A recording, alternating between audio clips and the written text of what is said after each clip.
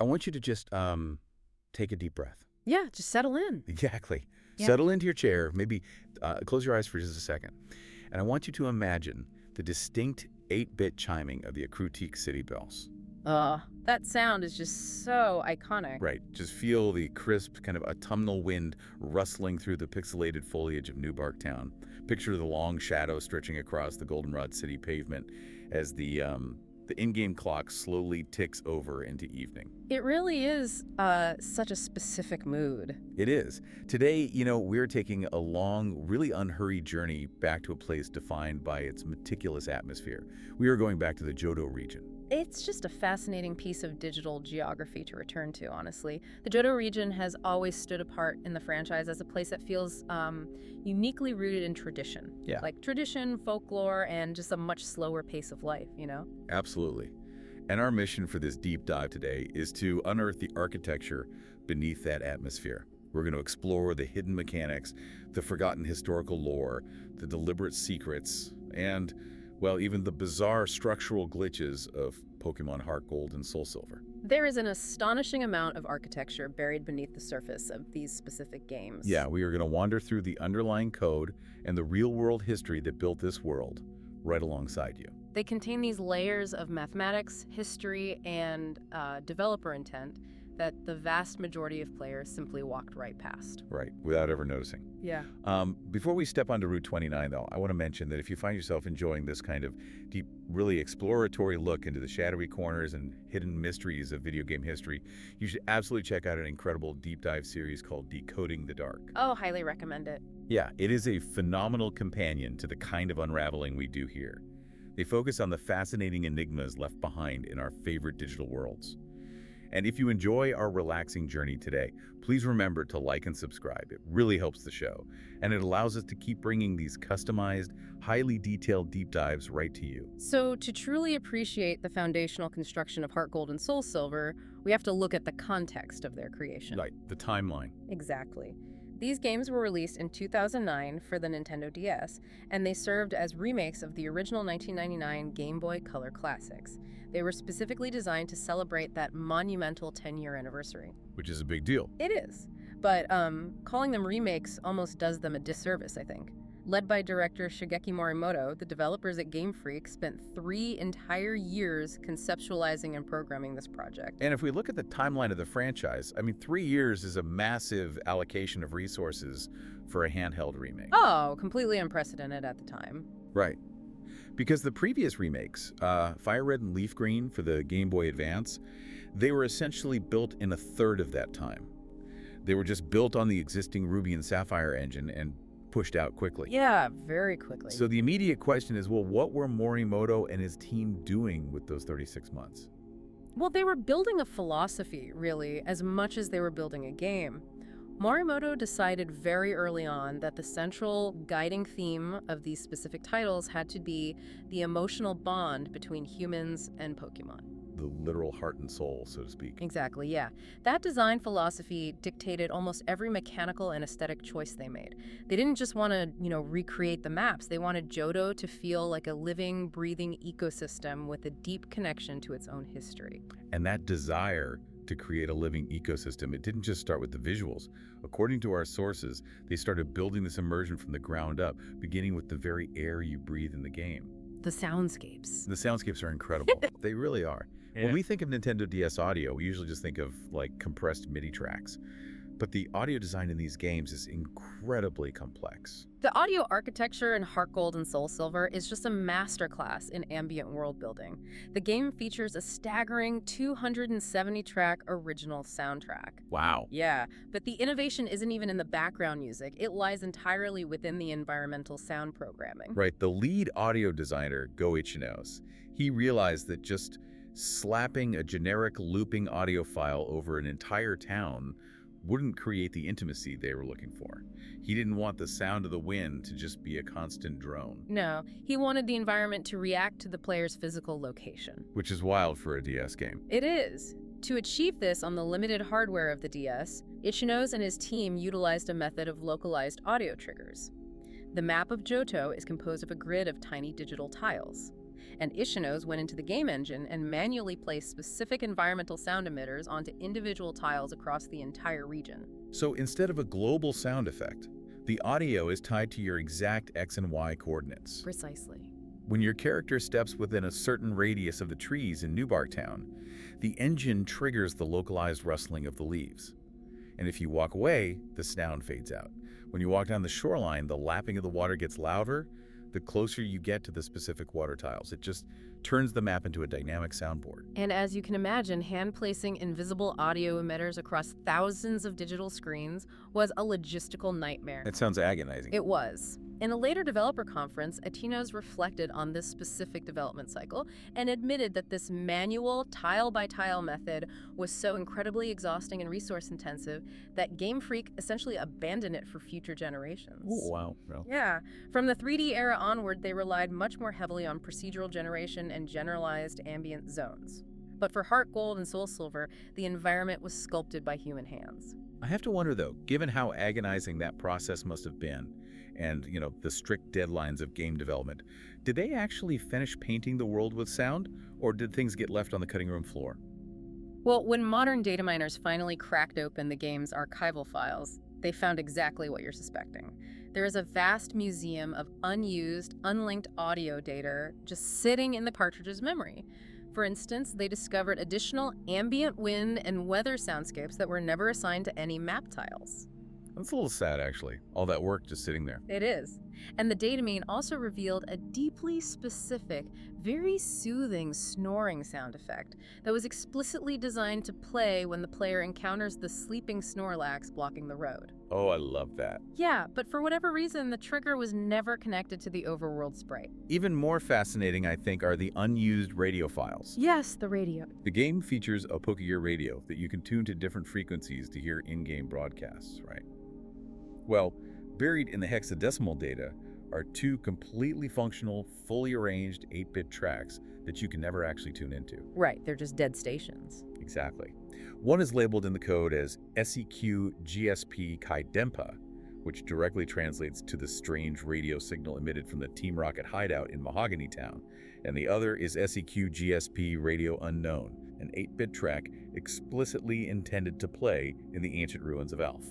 And even if you obtain the GB Sounds item, which reverts the game's music to its 1999 chiptune origins, these tracks remain totally inaccessible. They are just dead stations broadcasting to nobody in the void of the code. It's incredibly atmospheric just thinking about that. It is. And that provides the perfect bridge to discuss the ruins of Alph themselves, because this specific location isn't just a neat piece of fantasy world building. The architecture and the lore of the ruins are deeply, inextricably linked to real-world Japanese archaeology. To understand this connection, we first have to look at the geographical map of the Pokémon world. Game Freak has always used real-world locations as a topographical template. The Johto region is a direct, one-to-one mirror of the Kansai region of real-world Japan. Right, the geography maps perfectly. Goldenrod City sits exactly where the bustling metropolis of Osaka is.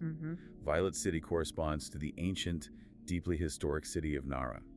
And if you look at a map of Japan, just a short journey south of Nara, you'll find a tiny, quiet municipality called Asuka Village. Yes. This geographic location corresponds exactly to where the ruins of Alph sit on the Johto map. And Asuka Village is not just a random town.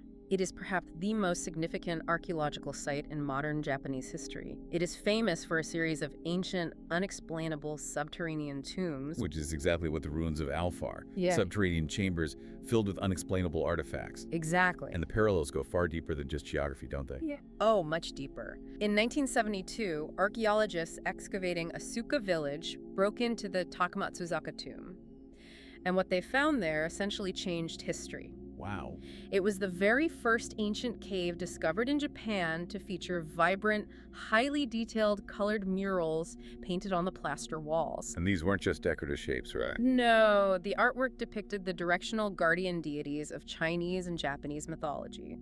They found a black tortoise painted on the north wall, a white tiger for the west, and an azure dragon for the east. But our sources mention a very specific incident regarding those murals. Years after the tomb was opened, the influx of outside air and moisture caused a severe mold outbreak that began eating away at the ancient paint. It was a huge archaeological crisis. Right. The Japanese government had to carefully dismantle the stone walls and send them away to a specialized facility for a decade-long restoration process. And Morimoto's team actually mirrored this real-world event in the game's script. They did. Yeah. If you talk to the scientists outside the ruins of Alph in HeartGold and SoulSilver, there is entirely new dialogue where they mention that a massive restoration project of the ruins' interior paintings has just begun. It is a remarkable level of historical detail, just so quiet and respectful of the real history. But the archaeological inspiration goes even further. Okay. The Takamatsu-zaka tomb was missing one of the directional guardians on its walls. Decades later, another ancient burial site in Asuka village was finally explored using fiber optic cameras, the Kitora tumulus. The Kitora tumulus. Right. When the cameras illuminated the darkness, they found the missing mural. It was a painting of a creature called Suzaku. Suzaku. The vermilion bird of the south. Yes. In the mythology, Suzaku is a massive, mythical firebird covered in vibrant, five-colored plumage. It represents the southern direction, the element of fire, and the sun itself. It is widely recognized as one of the primary historical inspirations for the design of the legendary Pokémon, Ho-Oh. And the connection to the game's title becomes blatantly obvious when you look at what was painted on the ceiling above Suzaku in that tomb. Exactly. The archaeologists discovered one of the oldest known celestial star maps in human history, and on this ancient astronomical chart, flanking the constellations, were two distinct orbs. Oh, I see where this is going. Yeah. On the right side of the map was a depiction of the sun, which historical texts of that era often referred to conceptually as gold. And on the left side was a depiction of the moon, referred to as silver. It is essentially a literal treasure map, but instead of leading to a chest of coins, it leads to the genesis of the entire second generation of Pokemon. It really does. The tomb in Asuka village held the sun the gold, representing the firebird Suzaku, which becomes Ho-Oh, and it held the moon the silver, representing the water, the tides, which becomes Lugia. When you look at it through this historical lens, wandering through the ruins of Alph isn't just a puzzle segment in a video game. You are participating in a digital recreation of a monumental archaeological discovery. The game places you in the role of the researcher, asking you to decode the history of the Kansai region. And it absolutely demands that you act like a researcher to uncover its deepest secrets. The game doesn't hold your hand or give you a quest marker. Not at all. To open the secret, sealed chambers hidden behind the ancient sliding panels in the ruins, you have to perform incredibly specific, almost ritualistic interactions with the environment. Yes. In the first chamber, you must stand before the sealed wall and use an escape rope, symbolizing a retreat from the depths. In the second chamber, the room is already lit, but you must instruct your Pokémon to use the move Flash, symbolizing the sudden illumination of discovery. In the third chamber, you have to physically carry a water stone in your inventory, symbolizing the subterranean rivers. And in the final, deepest chamber, you must have Ho-Oh itself in your party, placed in the lead position, walking right beside you as you approach the wall. The sun must literally illuminate the tomb. Which serves as a brilliant transition into the core mechanical philosophy of these games. The developers didn't just want you to read about the lore, they wanted the lore to necessitate a physical connection with your Pokémon. Right. The requirement to have Ho-Oh walking beside you to open a tomb seamlessly blends the world building with the defining gameplay feature of HeartGold and SoulSilver, which is the walking Pokémon mechanic. Walking with your Pokémon isn't just a cute visual flourish. It is arguably the most beloved, heavily requested feature in the history of the entire franchise. And the technical undertaking required to make it happen in 2009 is just staggering to think about. Oh, absolutely. The art director, Takao Uno, and his animation team had an impossible task. They had to create tiny, expressive, overworld sprites for all 493 Pokémon that existed in the franchise at that time. And it wasn't just 493 static images. Every single creature needed a full cycle of walking animations in 4 different directions.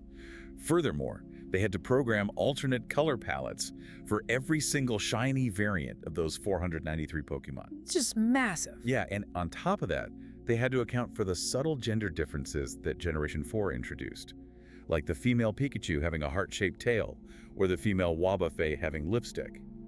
Every single permutation had to be drawn, animated, and stored in the DS cartridge's limited RAM. It was an immense technical hurdle. But the true brilliance of the system lies in the contextual programming.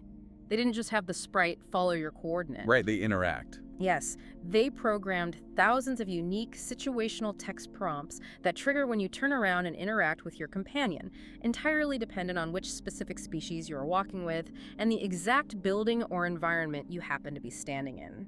The attention to detail is just beautiful. For example, if you walk into the Cerulean City Gym, which is a water-type gym, with a Tejebi trailing behind you, and you turn to check on it, the dialog box won't just give you a generic Tejebi is happy message. No, it's very specific. It will explicitly tell you that Tejebi is crying. It is a brilliant, subtle nod to the Pokémon anime, recognizing the creature's emotional connection to its original owner, the gym leader Misty. The environmental reactions can also carry a significant psychological weight. If you look closely.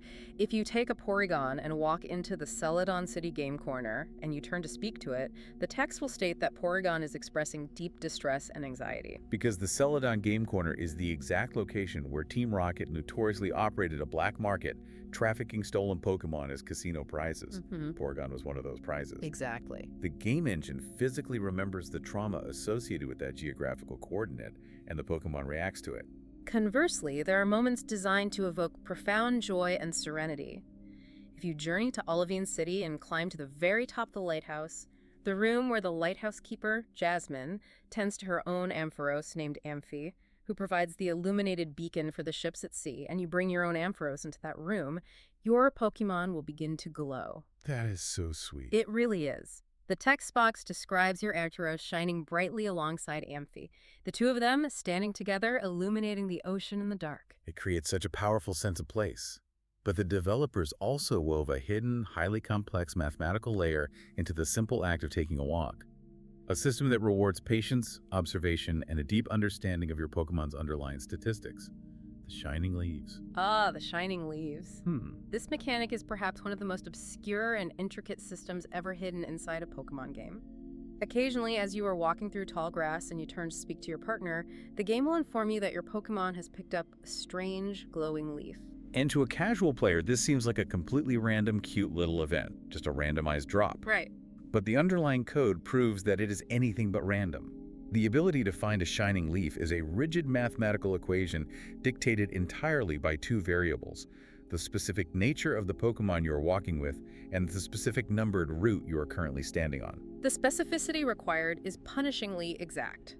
Every Pokémon is generated with a personality trait, like adamant, timid, or jolly. This nature dictates where they feel most comfortable foraging. Okay, so how does the math work? Well, if your Pokemon has a lonely or a docile nature, they will absolutely never find a shining leaf unless you are walking them on Route 2, Route 10, Route 16, Route 27, Route 38, or Route 43. But if your Pokemon happens to be bold or relaxed, that previous list of routes is completely useless to you. Completely useless. A bold Pokemon will only ever forage a leaf on Route 1, Route 3, Route 5, Route 31, Route 34, or Route 47. You could walk a bold Pokemon on Route 2 for 10,000 hours and never find a single leaf. The design philosophy here is fascinating. By making the drops contingent on a hidden synergy between personality and geography, the game forces the player to stop treating their Pokemon like a generic tool and start treating them like an individual with specific environmental preferences. It demands that you slow down, experiment, and pay attention to who your companion actually is. And what is the ultimate reward for mapping out this incredibly complex, invisible logic puzzle? Well, if you figure out your partner's nature, walk them on all 5 of their mathematically correct routes, and successfully gather 5 distinct shining leaves on a single Pokemon, you can travel back to New Barktown and visit your friend, Lyra. When she sees the collection, she will meticulously weave those 5 leaves together to craft a permanent leaf crown for your Pokemon to wear on its status screen. Furthermore, she will permanently emboss a commemorative golden star onto your personal trainer card. It's purely cosmetic. Yeah, there's no competitive advantage. It doesn't boost your stats. It is simply a quiet, beautiful acknowledgement from the game that you took the time to truly understand your partner. The fact that you mentioned natures and statistics leads us directly into another massive architectural shift that HeartGold and SoulSilver implemented. While the Shining Leaves relied on natures as a hidden puzzle mechanic, these games also took a monumental step in making the mathematical reality of those natures actually visible to the player through a brilliant quality of life update. Oh, this is one of those UI changes that was so frictionless, so inherently intuitive that most people completely forgot how terrible it used to be. It really was terrible. Prior to these remakes, a Pokemon's nature wasn't just for lore. It had a massive impact on combat. A nature always raises one of your Pokemon's core stats by 10%, and simultaneously lowers another stat by 10%. But in Generation 3, that 10% shift was entirely invisible. The game would tell you your Pokemon was adamant, but it would never explain what adamant actually meant for your math. You simply had to memorize massive spreadsheets or consult internet guides to know that adamant meant a 10% boost to physical attack and a 10% penalty to special attack. HeartGold and SoulSilver finally fixed this by introducing a subtle color coding system to the summary screen. When you look at your Pokemon stats, the text of the stat receiving the 10% boost is tinted a gentle, warm red. The text of the stat suffering the 10% penalty is tinted a cool, muted blue. With a single glance, without looking up a single spreadsheet, you instantly understand the physical capabilities of the creature in front of you. It was a triumph of visual communication, and it was paired with an even more fundamental overhaul of the combat engine. HeartGold and SoulSilver were built upon the engine established in Pokémon Platinum, which means they inherited the most significant mechanical revolution in the franchise's history: the physical and special split. This is a massive topic that we have to break down because it completely changed how the world of Johto functioned compared to the 1999 originals. In the original Gold and Silver, the game determined whether an attack used your physical attack stat or your magical special attack stat, based entirely on the elemental type of the move. It was an archaic, deeply flawed logic system. Under those old rules, every single fire-type attack in the game was permanently categorized as a special move, regardless of what the attack actually looked like. Every single fighting-type attack was categorized as a physical move. And this blanket categorization created some absolute logical nightmares for specific Pokemon. It really did. The greatest example of this failure is Hitmonchan. Hitmonchan's entire biological identity is that it is a champion boxer. Its sprite is literally wearing boxing gloves, and logically, it learns a suite of signature moves called the Elemental Punches: Fire Punch, Ice Punch, and Thunder Punch. But because of the engine's elemental rules in 1999, fire, ice, and electric were all classified as special categories. Therefore, a literal punch to the face was calculated using Hitmonchan's special attack stat. Which is terrible. Yeah, Hitmonchan has a notoriously abysmal special attack stat. It is a physical brawler. As a result, the boxer was fundamentally incapable of doing any meaningful damage with his own signature punches. But HeartGold and SoulSilver completely rectified this dissonance. By importing the Platinum engine, the game no longer looked at the elemental type to determine the damage category. It looked at the physical reality of the move itself. Such a necessary change. If an attack involved making physical contact with the opponent's body, like a punch, it utilized the physical attack stat, regardless of whether that punch was on fire or covered in ice. Suddenly, Hitmonchan's Fire Punch was a physical attack. The boxer was finally allowed to box. It was a necessary harmonization. The abstract mathematical rules of the combat engine finally matched the physical, biological reality of the creatures living within the world. And speaking of bringing the physical reality of these digital creatures to life, we absolutely must discuss the piece of hardware that came bundled in every single box: the Pokéwalker. Oh, the Pokéwalker was a stroke of genius. Every physical copy of HeartGold and SoulSilver included a small, circular device shaped like a Pokeball with a monochrome LCD screen.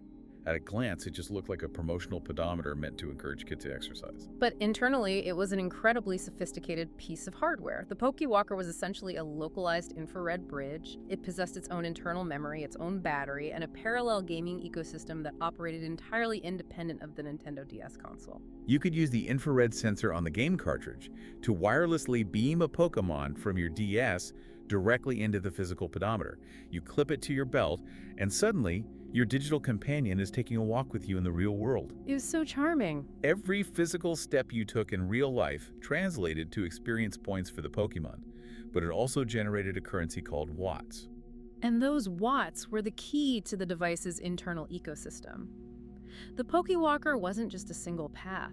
It contained an array of unlockable, tranquil strolling routes. By accumulating and spending watts, you could unlock new geographical areas within the pedometer itself, each populated by specific, often highly desirable Pokémon that were otherwise difficult to find in the early stages of the main game. The integration was seamless. If you took a relatively short walk and accumulated 50 watts, you could unlock access to the noisy forest route on the device, which gave you a chance to encounter and catch a Scyther long before you could naturally find one in Johto. If you dedicated yourself to a longer hike and saved up 500 watts, you unlocked the beautiful beach, allowing you to catch a Staryu. You would then beam these captured Pokémon back into your DS cartridge. Nintendo even utilized the DS's Wi-Fi capabilities to distribute special, time-limited event routes directly to the Pokewalker. The most famous of these was the Yellow Forest. If you downloaded this route, you could take your pedometer on a specific journey where the only encounters were Pikachu. A whole forest of them. Yeah, and if you walked enough steps to trigger the highest rarity encounter bracket, you could actually capture a special Pikachu that inherently knew the move Surf or the move Fly, abilities the species cannot naturally learn. It was such a brilliant method of extending the soothing, rhythmic atmosphere of the Johto region out of the screen and into the player's daily physical routine. Yeah. But as peaceful as taking a stroll with your Pokémon can be, the architecture of Johto also houses some deeply unsettling foundations. It does get dark. It really does. Yeah. If you take very specific companions to certain quiet shrines hidden in the world, you shatter that tranquil atmosphere completely. You pull back the curtain and reveal some of the darkest, most emotionally heavy lore in the entire franchise. The shadows in these games run very, very deep. The developers were not afraid to inject themes of abandonment, isolation, and existential dread into the narrative. And before we step into those shadows, I want to take a moment to highly recommend Decoding the Dark. Uncovering the dark, hidden secrets and the unsettling lore buried in our favorite video games is exactly what makes their series so captivating. If you are enjoying our descent into the unknown corners of Johto right now, you will absolutely love what they do. Make sure to check them out. So, to understand the darker narrative threads Morimoto's team wove into this remake, we must travel to the Ilex Forest. It is a dense, labyrinthine wood located early in the game. In the center of this perpetually shadowed forest sits a small, unassuming wooden shrine dedicated to the area's mythical protector. For 99% of players, that shrine is just a piece of set dressing. You walk past it, maybe press a button to read a line of text and move on. Right, nothing happens. But if you walk up to that shrine with a very specific Wi-Fi distributed fateful encounter Celebi walking behind you in the overworld, the physics of the game world fracture. Celebi is canonically known as the time travel Pokémon. When you interact with the shrine alongside this specific Celebi, the screen flashes with a brilliant white light. Celebi's power activates, enveloping both you and your rival, a harsh, aggressive boy named Silver, and pulls you both backward through the timeline, depositing you 3 years in the past. The scene you witness when you materialize is legitimately heartbreaking, especially within the context of a game aimed at children. You materialize out of thin air on a lonely stretch of road, and you become a silent witness to an argument between a much younger Silver and his father. And his father is Giovanni, the ruthless boss of the criminal syndicate, Team Rocket. This specific familial connection was an unconfirmed fan theory for a decade following the original 1999 release. Players had guessed it based on subtle visual cues like Silver's red hair. But here, Game Freak explicitly confirmed it in cold, unyielding text. You stand there and watch as Giovanni, who has just been utterly dismantled and defeated by the child protagonists of the Kanto region games, makes a terrifying decision. He decides to disband his criminal empire, abandon his ambitions, and go into prominent, solitary hiding. It's a very heavy moment. Silver, who is just a child, begs him not to go. He screams at his father, accusing him of cowardice and weakness for running away from a fight. Giovanni simply turns his back and walks away, leaving his young son standing entirely alone on the road. The psychological weight of this single optional cutscene fundamentally recontextualizes the entire game. When you first encounter your rival, Silver, earlier in the story, he comes across as a generic, unlikable bully. He steals a Pokémon, he abuses his team, and he constantly talks about his disgust for weakness. But once you witness the Ilex Forest event, everything clicks into place. Silver isn't just a generic antagonist. He is an abandoned, traumatized child lashing out at the world. Exactly. His burning hatred for Team Rocket, whom he constantly interferes with during your journey, isn't born from a sense of justice. It is born from the fact that this organization cost him his father. His obsession with strength and his psychological disgust for weakness is a direct defensive trauma response to watching his father break under pressure. It transforms a one-dimensional bully into the most tragic character in the game. It is a stunning piece of narrative design hidden behind a promotional Wi-Fi event. And remarkably, that is not the only melancholy ghost haunting the Ilex Forest Shrine. No, it isn't. If you approach that exact same wooden structure with a different event companion, a shiny variant explicitly coded as the Pikachu-colored Pichu, you trigger a completely different encounter. From out behind the shrine pops the spiky-eared Pichu. She's a unique, unevolved Pokémon with a distinct, jagged left ear sprite and her own custom set of playful animations. She immediately joins your party, but the lore surrounding her existence is incredibly sad. It is the story of a digital entity doomed by her own biology. Within the lore provided by the game's professors, it is explained that the spike-eared Pichu has spent so much time traveling back and forth through the time stream alongside Celebi that her cellular structure has been permanently damaged. Oh, man. The chronological radiation, so to speak, has rendered her biologically unstable. Because of this instability, the game engine physically prevents her from ever evolving into a Pikachu. But the tragedy extends beyond the lore and bleeds into the actual physical reality of the cartridge hardware. When the next generation of games, Pokémon Black and White, was released, players naturally tried to transfer their beloved spike-eared Pichu forward into the new region, and the transfer system explicitly rejects her. The developers hard-coded a barrier. Because her unique sprite data does not exist in the code of any subsequent game, she cannot be moved. She is permanently, inextricably trapped within the hexadecimal boundaries of Generation 4. Which means, from a preservation standpoint, she is a dying entity. The flash memory inside Nintendo DS cartridges has a finite lifespan. Eventually, decades from now, the silicon will degrade, the memory will wipe, and every single spiky-eared Pichu in existence will simply cease to be. She is a digital ghost waiting for the power to go out. And what makes this melancholic fate even more bizarre is the real-world origin of the character's design. This part is so strange. It really is. In Japan, Shoko Nakagawa, a famous television host who actually provided the voice acting for the spiky-eared Pichu in the animated movie tie-in, revealed a fascinating detail in her autobiography. The character was originally conceptualized not as having a spiky ear, but as being a completely white Pichu. A white Pichu? Why would they design an albino mascot? It was entirely driven by corporate synergy. The Pokémon Company was in negotiations for a cross-promotional marketing campaign with a major Japanese brand of white cream stew. Wait, stew? Yes. The phonetic pronunciation of white Pichu in Japanese is Haku Pichu. The pronunciation of white stew is Haku Shichu. You have to be kidding me. I am not. The entire visual concept of the character was originally designed to be a phonetic pun for a food commercial. The cross-promotion ultimately fell through, the design was hastily changed to the spiky ear we know today, but it remains one of the most absurd origin stories for a character ultimately doomed to technological obsolescence. A corporate stew pun that devolved into a heartbreaking digital tragedy. Okay, I think we need to take another breath here. Because if we are talking about the unsettling architecture of Johto, we have to mentally prepare ourselves for the Sinjo ruins. Yes, the Sinjo Ruins event is widely and rightfully considered the most elaborate, chilling, and atmospheric piece of hidden content Game Freak has ever programmed into a cartridge. To even unlock the doorway to this event, you needed to possess an incredibly rare, event-exclusive Arceus. Specifically the one distributed at real-world Toys R Us locations to promote the Arceus and the Jewel of Life animated film. Right. If you put that specific Arceus at the very front of your party and walk into the primary chamber of the Ruins of Alph, the normal gameplay loop shatters. The screen abruptly cuts to black. The map data completely unloads. You are teleported entirely out of bounds. You materialize in a harsh, cold, blindingly snowy environment.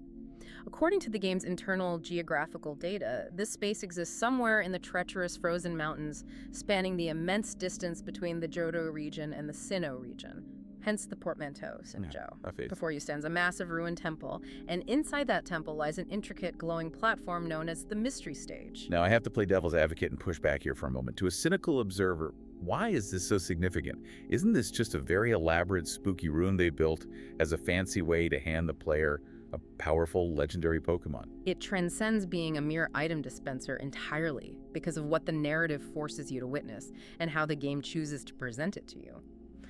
In the established mythology of the universe, Arceus is not just a powerful creature. It is the monotheistic creator deity. It is the architect of the universe. Okay.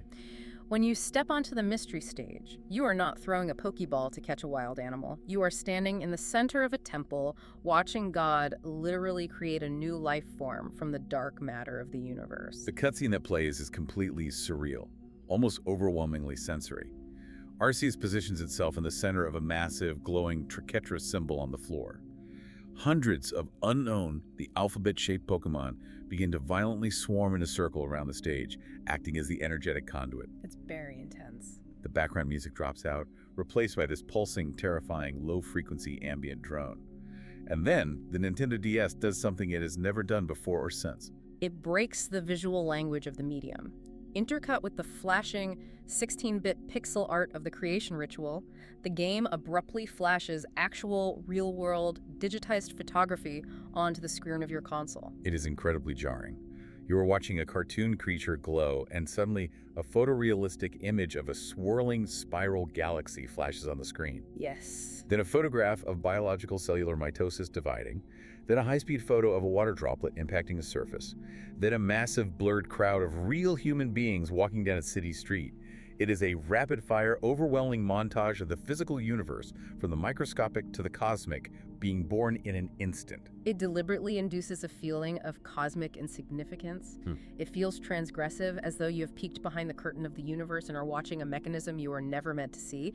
And when the flashing lights finally subside, the ritual concludes and you are presented with a freshly hatched Level 1 Dialga, Palkia, or Giratina, the literal deities of time, space, or antimatter born directly into your hands. And what makes this so mechanically fascinating is that the game's internal math proves this isn't just a generic copy of a Pokemon you could catch elsewhere. The game mathematically confirms this is a unique genesis. How so? The newly born deity will emerge from the egg inherently knowing a devastating signature attack that it is fundamentally incapable of learning through any normal gameplay means. Roar of Time, Spatial Ren, or Shadow Force. It is a moment of pure, terrifying cosmic awe hidden deep within a child's role-playing game. It is the ultimate manifestation of Arceus bending the laws of space and time within the game's lore.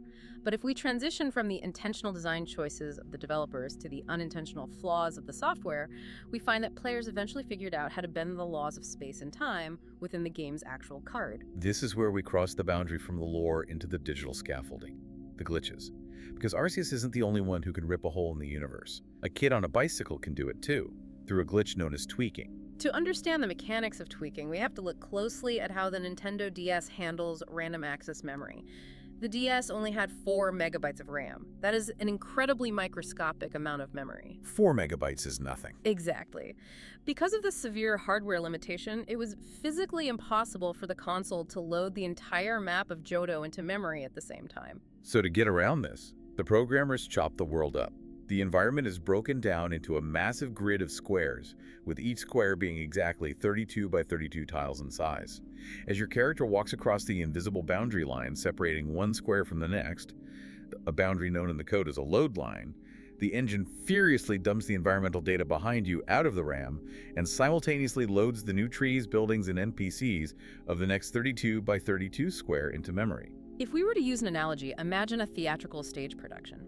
If the lead actor walks from the living room set on stage left over to the kitchen set on stage right, the stage crew behind the curtain has to hurriedly swap out the backdrops, slide in the new props, and change the lighting so that by the time the actor arrives, the kitchen is fully built. That makes perfect sense. Under normal gameplay speeds, the DS engine is fast enough that the player never notices this constant construction and deconstruction. But tweaking is the act of running across the stage, much, much faster than the stage crew can possibly operate. Exactly. By getting on your in-game bicycle, shifting it into its fastest possible gear, and riding back and forth across a specific intersection of 4 different load lines in a highly precise, rapid zigzag pattern, you completely overwhelm the game's central processor. The processor receives too many conflicting loading commands simultaneously, panics, and simply fails to load the graphical data for the next 32 by 32 square. And so, you ride your bicycle straight past the backdrop, off the stage, and into the dark, unloaded scaffolding of the theater. You enter what the community calls the void, The void is an endless expanse of black, unloaded nothingness that exists outside the boundaries of the programmed map. In the original Pokémon Diamond and Pearl, players heavily abused this void. By tweaking out of bounds and carefully mapping their coordinates in the blackness, they could walk thousands of steps around the physical walls of the world to reach mythical, event-only Pokémon, like Darkrai and Shaymin, completely bypassing the need for a promotional ticket. Did Game Freak realize this was happening? Did they try to fix this architectural nightmare for the release of HeartGold and SoulSilver? They did attempt a fix, but it was a structural patch rather than a fundamental rewrite. Because HeartGold and SoulSilver still utilized the same underlying engine, they couldn't actually fix the memory loading issue without rebuilding the entire game from scratch. So instead, they opted for containment. Yes, they strategically placed invisible, unbreakable collision walls throughout the perimeter of the void in the Johto region. If you successfully tweak and try to ride your bicycle out into the blackness, you will almost immediately crash into an unseen, hard-coded barrier. A digital quarantine zone. But speedrunners are nothing if not persistent. They still found a way to weaponize the engine's confusion, didn't they? Indeed, they did.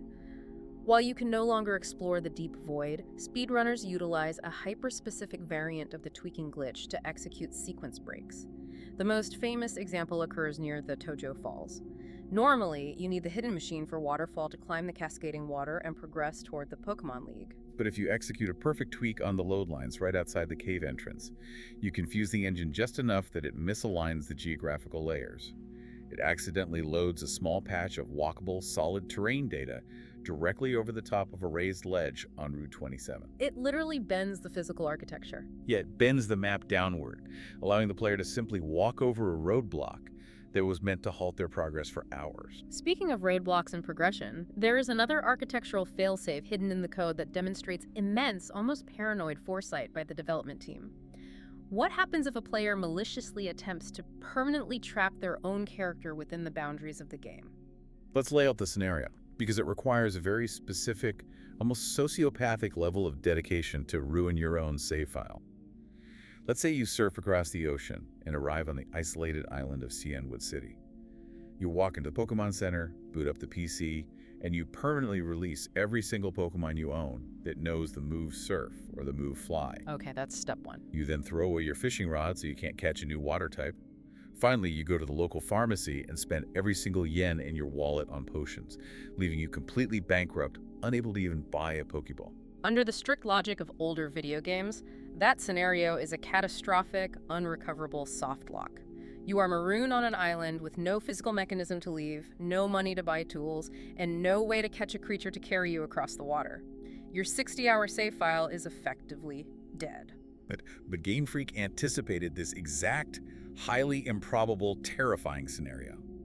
They strung a tiny, invisible safety net beneath the code. If the game engine runs a background check and confirms that you meet every single one of those exact criteria, you are geographically bounded to Cianwood, you possess no HM moves to escape, you lack the key items to fish, and your currency has dropped to absolute zero, the game triggers a hidden contingency plan. A completely random NPC standing on the island, who normally just offers generic flavor text, will suddenly change his dialogue script. He will look at you, realize your desperate situation, take pity on you, and simply hand you a level 15 Tentacool for free. It's brilliant. It really is. It is a creature that naturally learns Surf. It is an entirely hidden emergency exit built into the architecture to ensure that no child is ever permanently abandoned by the game.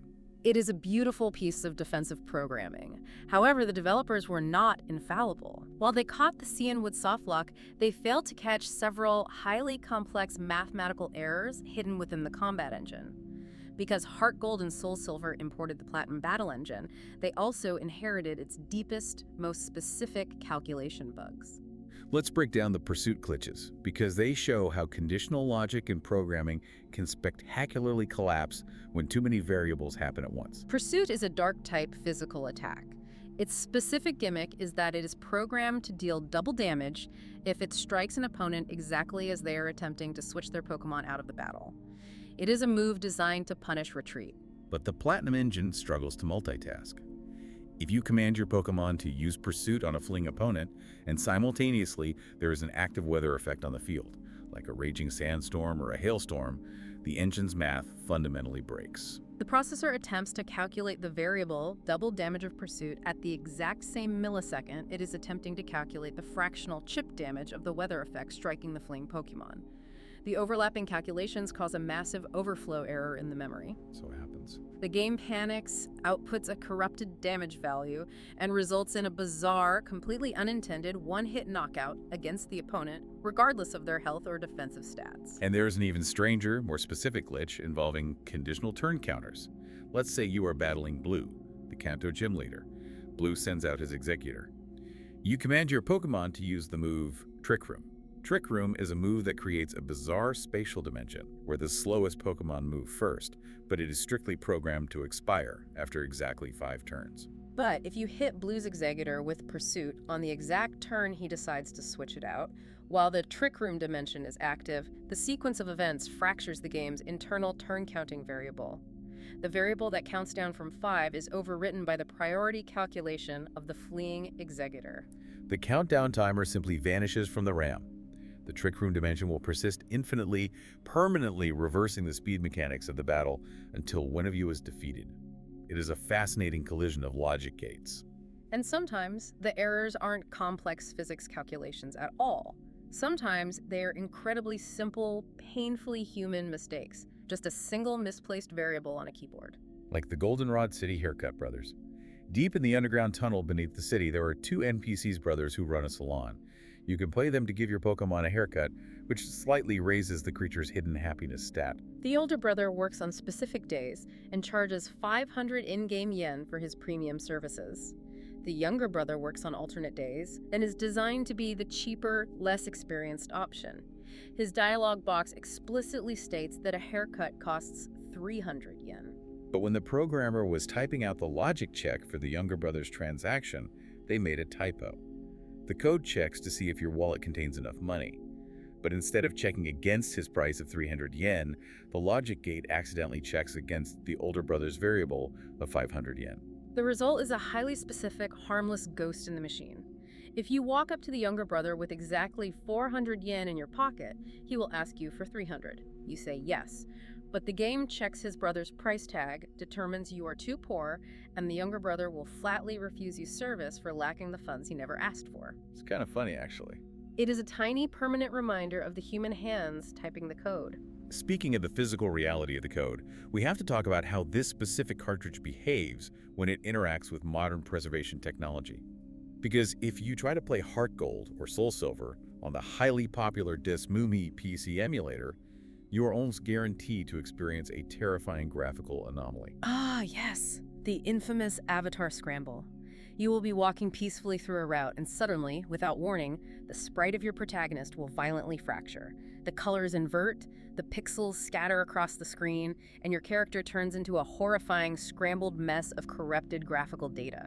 It looks exactly as though your save file is actively being destroyed. And every time this happens, people rush to forums panicking, assuming they downloaded a corrupted ROM file or that the emulator software is broken. But it is neither of those things. The emulator is actually doing its job perfectly. The glitch is an inherent fundamental flaw written directly into the original game's engine. It revolves around a deeply delicate timing synchronization between 2 processes. The process that uploads raw image data to the video RAM, and the VSync process, which is the exact moment the screen refreshes to draw the new image for your eyes. Think of it like an old film projector. The spinning reel of images has to sync perfectly with the shutter mechanism and the audio track. If the reel slips even a fraction of a second, the audio and visual experience becomes a garbled mess. That is an excellent analogy. On the original physical Nintendo DS hardware, the system's internal clock operates at exactly 67 MHz. At that highly specific processing speed, the game engine manages to complete the data upload just barely microseconds before the VSync refresh triggers.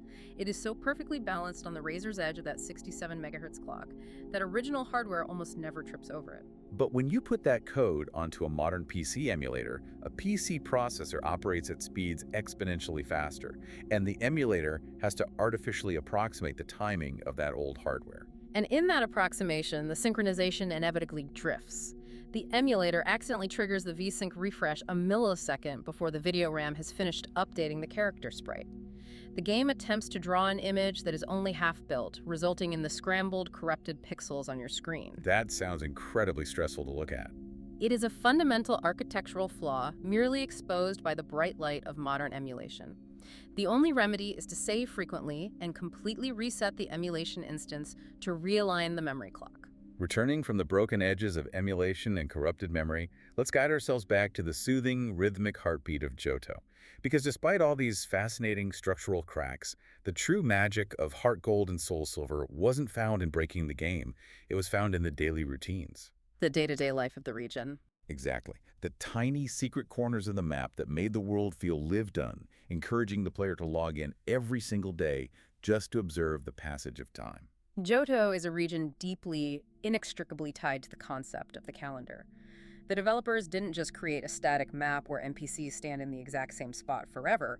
They programmed an incredibly detailed weekly schedule that dictates the daily lives, movements, and routines of the characters and creatures within it. It pioneered the concept of appointment gaming in the franchise. It is so immersive because it respects the passage of time in the real world. If you travel all the way back to the Indigo Plateau on a Monday or a Wednesday, your rival, Silver, will be standing there in the lobby. He isn't waiting for the plot to advance. He's there to challenge the Elite Four again, proving to the player that even after the story ends, he is still actively training, still growing, still living his life off-screen. The wildlife operates on this calendar as well. If you journey deep into the subterranean, watery basement of Union Cave, specifically navigating down to floor B2F, you will find the cavern completely empty on Sunday through Thursday. But if you remember to make the trek on a Friday and surf across the dark underground lake, a single, solitary level 20 Lapras will be swimming there. Just once a week. It arrives only once a week, and if you miss it, you must wait another 7 days. And perhaps the most enchanting atmospheric event in the entire game happens at Mount Moon. If you hike to the very peak of the mountain on a Monday night, specifically waiting for the cover of darkness, you will stumble upon a gathering of wild Clefairy. They form a circle around the crater and perform a silent, hopping, moonlit dance. It's a really lovely moment. If you stand quietly and watch them, they will eventually notice you and scatter into the darkness, leaving a valuable moonstone behind in the dust. These events utilize the internal clock to create a psychological bond. When you know a world continues to turn, whether you are looking at it or not, it ceases to feel like a piece of software and begins to feel like a place you can inhabit. And beyond the calendar, there are physical hidden locations designed purely to reward the sheer joy of patient exploration. Spots on the map you would only ever find if you're willing to trace the perimeter of the world. The map designers were masters of hiding tiny, populated alcoves just out of immediate sight. For instance, if you visit the Pokémon daycare on Route 34, there is a very small, unassuming sliver of water near the fence. Most players ignore it. But if you command a Pokémon to surf and you travel south, hugging the dense tree line where the camera suggests there's nothing but an absolute boundary, the trees part. An invisible opening. You discover an invisible, highly secluded alcove containing 3 elite ace trainers, training their teams in total isolation from the rest of the road. My favorite example is in Olivine City. Everyone walks into the massive lighthouse structure through the front door to climb the stairs.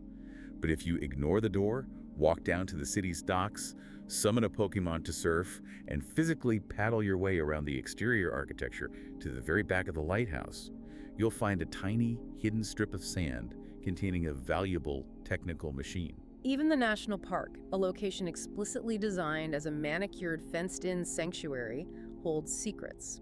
If you carefully walk along the exterior parameter of the wooden fencing, you will find incredibly subtle, deliberate gaps in the collision data.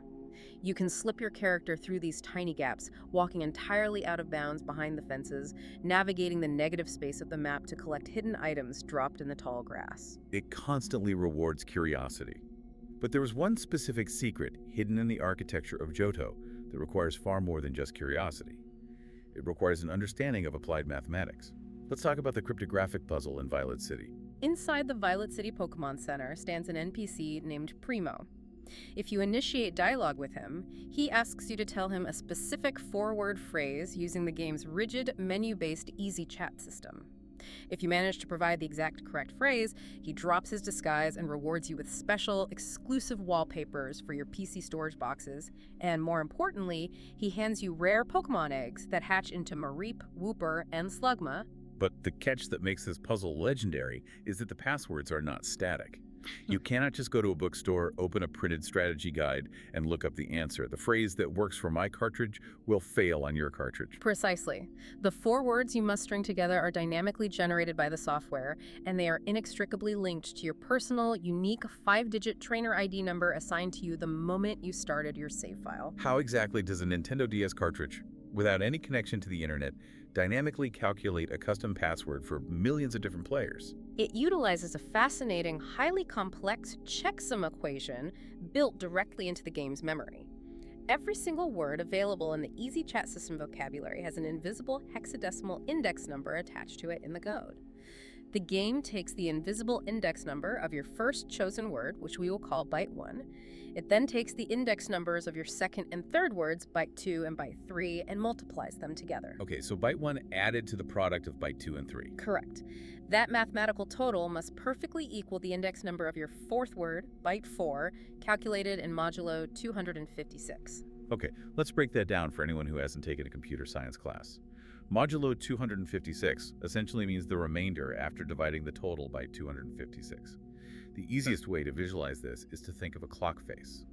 A standard clock is modulo 12. If it is 10 o'clock and you add 4 hours, the math says 14, but the clock wraps back around to 2. Modulo 256 works the exact same way, wrapping around a circle of 256 possible values, which is the standard memory limit of an 8-bit integer. That is a perfect visualization. The math must perfectly loop around that 256 value clock to land on the exact index of your fourth word. Furthermore, when the game takes the index values of your second and third words and concatenates them together in pure binary code, that resulting string of ones and zeros must perfectly equal your literal 5-digit trainer ID number. The sheer complexity of that hidden lock is absolutely astounding. Game Freak originally designed this cryptographic puzzle to be solved by an official, automated Japanese website that players could type their ID into.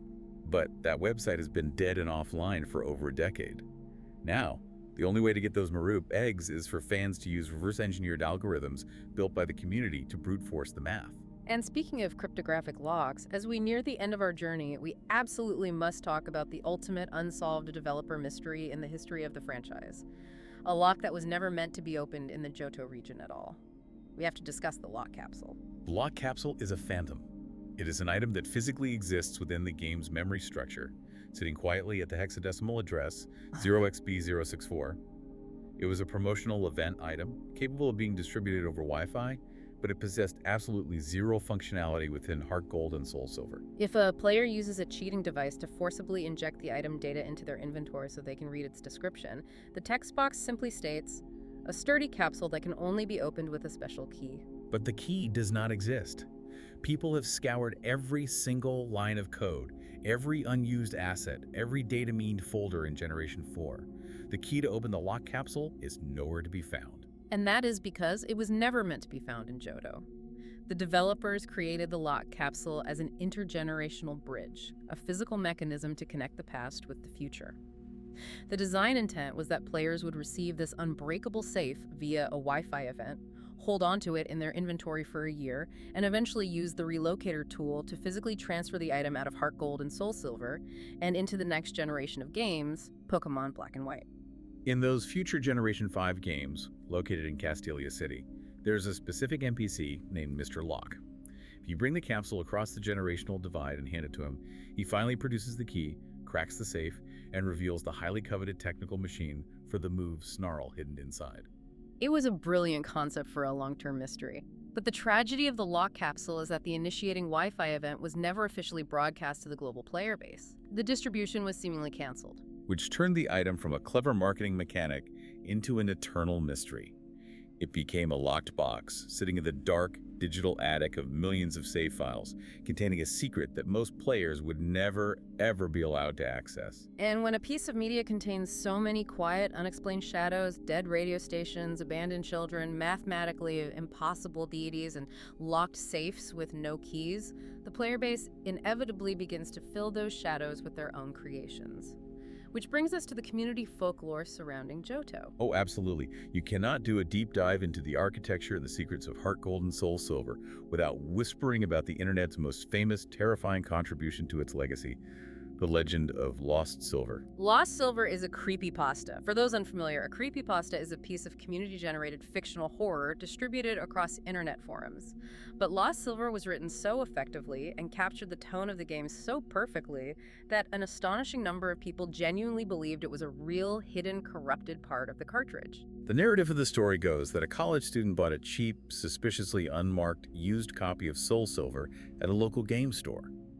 When they booted up the cartridge on their DS, the software bypassed the title screen entirely and loaded them directly into a dark, silent room inside the Sprout Tower. The player character's name was just 3 dots. The save file read that they had exactly 999 hours of playtime, but when they opened their menu, their entire party consisted only of level 100 unknown. And as the player clicked through their party screen, reading the letters of the unknown one by one, the Pokémon spelled out a chilling, direct message. Leavenow. Leave now. As the fictional story progresses, the player is forced to wander through silent, glitching, blood-red corridors. The normal, cheerful dialogue boxes of the NPCs are replaced with macabre, depressing statements about mortality. And slowly, horrifyingly, the protagonist's actual physical sprite on the screen begins to decay. The character loses their limbs, fading away into transparent nothingness until the gameplay abruptly ends, not with a victory against the champion, but with the player character literally turning into a gravestone in a digital cemetery. It is entirely fabricated, of course, a masterful piece of community myth-making accompanied by manipulated screenshots.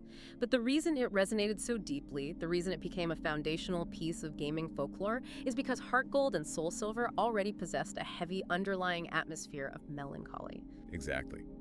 The creepypasta didn't invent the darkness. Johto is already a region defined by burned-down towers, ancient crumbling ruins, the deeply tragic backstory of Silver being abandoned, and the quiet, lonely isolation of the void. The author of Lost Silver simply recognized that existing baseline of quiet dread and manually turned the dial all the way up. It is a testament to how deeply the atmospheric design of these specific games embedded itself in our cultural consciousness. They invite you to look closely, to wonder what exists just past the edge of the screen. And that brings us to the end of our journey through the code today. When we look back at the entirety of HeartGold and SoulSilver, pulling back the curtain on the 3 years of agonizing development, it becomes incredibly clear that these are not just remakes. They're an intricate, breathing world, a digital diorama filled with deep archaeological history ripped from real-world tombs, tragic family backstories, complex mathematical equations hidden inside falling leaves, and above all, the profound, peaceful moments of just walking side by side with your favorite companion, listening to the localized wind rustle through the code. They represent a high watermark for the franchise. They are a lasting, playable reminder of what happens when a team of developers is given the time, the resources, and the philosophical mandate to pour their genuine heart and soul into a project. If you enjoyed this long descent into the architecture and the shadows of Johto, I want to strongly encourage you one last time to tune in to Decoding the Dark. They do an absolutely incredible job exploring the fascinating hidden corners, lost media, and shadowy lore of video game history, and if you love this conversation, you will love what they do. But before we officially sign off, I want to leave you with one final, unresolved thought to ponder regarding the architecture we've discussed today. We spent a significant amount of time analyzing the lock capsule, that unbreakable digital safe meant to be sent from the past into the future of Generation 5. But there is another, much older, legendary item deeply rooted in Johto lore, the GS Ball. The GS Ball, the mysterious item from the anime and the original games that summons Celebi the Time Traveler to the Ilex Forest Shrine. Exactly. Officially, the Pokémon Company has never publicly confirmed what the letters GS actually stand for. The general fan consensus is that it simply means gold-silver. But years later, internal archival design documents leaked online, suggesting that during early development, the acronym GS originally stood for Generation Symphony. A symphony of generations. What if we connect the dots of the code? We have the lock capsule, a mechanical safe specifically designed to travel across the boundary between generations of hardware. And we have the GS ball, an item intrinsically tied to the manipulation of time, representing a generation symphony. What if, in the very early foundational drafting of these remakes, the lock capsule was originally designed to physically hold the GS ball itself? What if the developers were attempting to literally lock away the secrets of time travel, waiting to hand them over to the next generation of hardware before abandoning the idea entirely? That is a beautiful, haunting piece of theoretical architecture to leave on. A locked symphony traveling through time. Thank you so much for joining us for this deep exploratory dive. Please remember to like and subscribe to the channel, as it helps keep these highly detailed, curious conversations going. Until next time, take one last deep breath and have a wonderful, peaceful night.